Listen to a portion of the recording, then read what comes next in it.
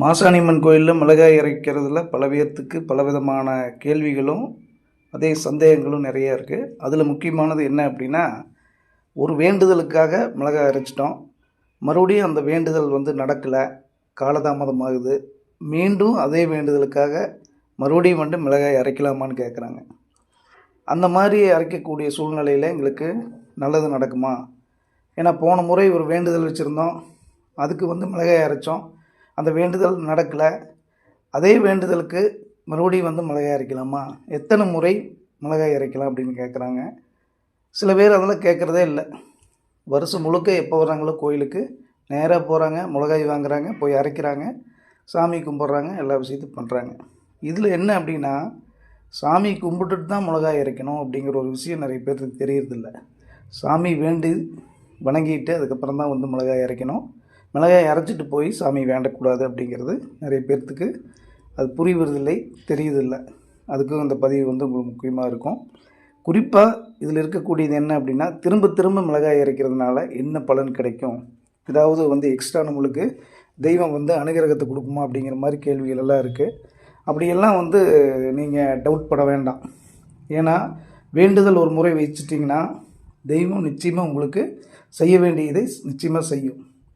அதில் என்ன இருக்குது இல்லை அப்படிங்கிறத சீர்தூக்கி பார்த்து தான் தெய்வத்துடைய அனுகிரகம் கிடைக்கும்.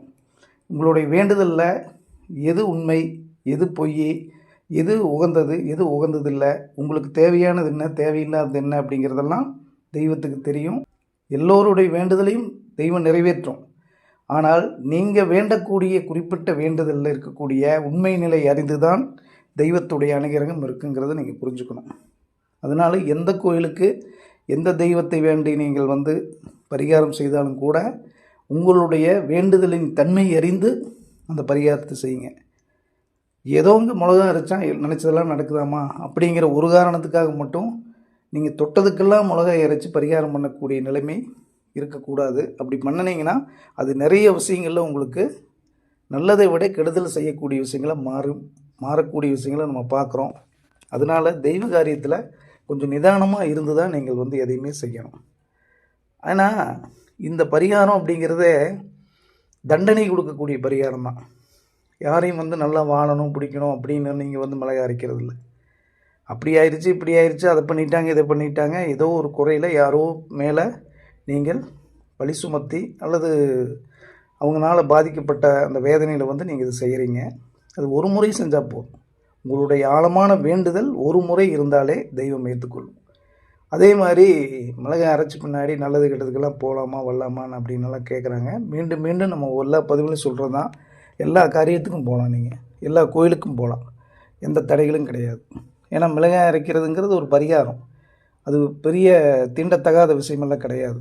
அதனால் இலவாக இருந்தாலும் கல்யாணம் காட்சியாக இருந்தாலும் நல்லது கெட்டது காது குத்து எல்லாத்துக்குமே போகலாம். சடங்கு கிடங்கு சீர் எல்லா நிகழ்ச்சிகளும் நீங்கள் போகலாம். அங்காளி பங்காளிகள் இறந்தாங்கன்னா போகாமல் இருக்க முடியுங்களா? அதெல்லாம் போகத்தான் வேணும். அந்த மாதிரி இருந்தால் நீங்கள் யோசிக்க வேண்டாம், அது போகலாம். மிளகாய் யார் அரைக்கக்கூடாது அப்படின்னா, இலவு விட்டு அந்த கருமாதி தீராமல் மிளகாய் அரைக்கக்கூடாது. அதே மாதிரி அடப்பு இருக்கும் பார்த்திங்கன்னா, சில பேர்த்துக்கு 6 மாதம் இருக்கும், 3 மாதம் இருக்கும். குறிப்பாக சொல்லப்போனால் ஒரு வருஷம் இல்லாமல் அந்த குடும்பத்தில் சம்மந்தப்பட்டவங்க மிளகாய் அரைக்காமல் இருக்கிறது நல்லது. ஒரு வருடம் அவர்களுக்கு வருஷாந்திரம் கும்பிடாமல் இறந்தவர்களுடைய ஒரு வருடம் பூர்த்தி ஆகாமல் அவர்களுடைய நேரடி இரத்த உறவுகள் பங்காளிகள் இவங்கெல்லாம் மிளகாய் அரைக்கக்கூடாது. அதுவும் தோஷத்தை கொடுத்துரும். அதே மாதிரி கர்ப்பிணி பெண்கள் நிச்சயமாக மிளகாய் அரைக்கக்கூடாது. கர்ப்பிணி பெண்கள் மட்டும் கிடையாது, எந்த வீட்டில் பெண்கள் கர்ப்பமாக இருக்காங்களோ அந்த குடும்பத்தை சேர்ந்த யாருமே மிளகாய் அரைக்கக்கூடாது. நேரடியாக அந்த குடும்பத்தில் இருக்கக்கூடிய உறவுகள் தான் சொல்கிறேன். அங்காளி மங்காளிகள்லாம் நம்மளுக்கு கணக்கு கிடையாது. தங்கச்சி கர்ப்பமாக இருக்குது, அக்கா கர்ப்பமாக இருக்குது, அத்தை கர்ப்பமாக இருக்குது, இந்த மாதிரி சித்தி கர்ப்பமாக இருக்குது, இந்த மாதிரியெல்லாம் இருக்கக்கூடியவர்கள் மனைவி கர்ப்பமாக இருக்காங்க அப்படிங்கிறவங்கெல்லாம் மிளகாய் அரைக்கக்கூடாது. பெண் பிள்ளைகள் பெத்த பிள்ளைகள் கர்ப்பமாக இருக்குது அப்படிங்கிற சூழ்நிலையெல்லாம் இருக்கும் பொழுது மிளகாய் அரைக்காமல் இருப்பது நல்லது. மிளகாய் அரைக்குங்கிறது கடுமையான ஒரு பரிகாரம். அந்த கடுமையான பரிகாரத்தை அந்த மாதிரியான நேரங்களில் செய்யாமல் இருக்கிறது நல்லது. இன்னும் நிறைய குழப்பங்கள், நிறைய கேள்விகள்லாம் இருக்குது. அதுக்கெல்லாம் நம்ம நிறைய வீடியோ போட்டிருக்கோம், நம்மளோட சேனலில் போய் பாருங்கள். மாசாணியம்மனுக்கு மட்டுமே தனிப்பட்ட வழிபாட்டு முறைகள், பாரம்பரியமாக கடைபிடித்து கொண்டு இருக்கக்கூடிய அந்த தெய்வத்தினுடைய பூர்வாங்க வரலாறுகள் இதெல்லாமே நம்ம பதிவிட்டிருக்கோம்.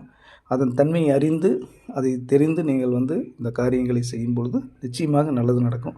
திரும்ப திரும்ப கோரிக்கை வைத்துக்கொண்டே இருப்பதனால நம்ம கோரிக்கையெல்லாம் தெய்வம் உடனே நிறைவேற்றும் அப்படிங்கிறதுல எந்த மாற்று கருத்தும் கிடையாது.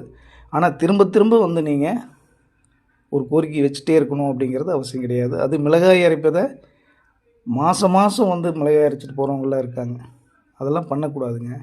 ஒரு முறை ஒரு வேண்டுதலுக்காக மிளகாய் அரைத்தீர்கள் என்றால் அந்த வேண்டுதல் நிறைவேறி அதனுடைய பூரணத்தன்மையை அடைந்து ஏறத்தாழ ஒரு 3 மாதம் எண்ணெய் காப்பு பண்ணிவிட்டு அந்த எண்ணெய் காப்பு பண்ணி அதுக்கப்புறம் 3 மாதம் கழித்து தான் வேறொரு கோரிக்கைக்காக நீங்கள் மிளகாய் அரைக்கணும். போன வாரம் அந்த கோரிக்கைக்காக மிளகாய் அரைச்சேங்க, இந்த வாரம் இந்த கோரிக்கைக்காக மிளகாய் அரைக்கிறேன் அப்படின்னு வாரம் மிளகாய் அரைக்கிறதுனால உங்களுக்கு எந்த பலனும் உடனடியாக தெய்வம் நிறைவேற்றாது.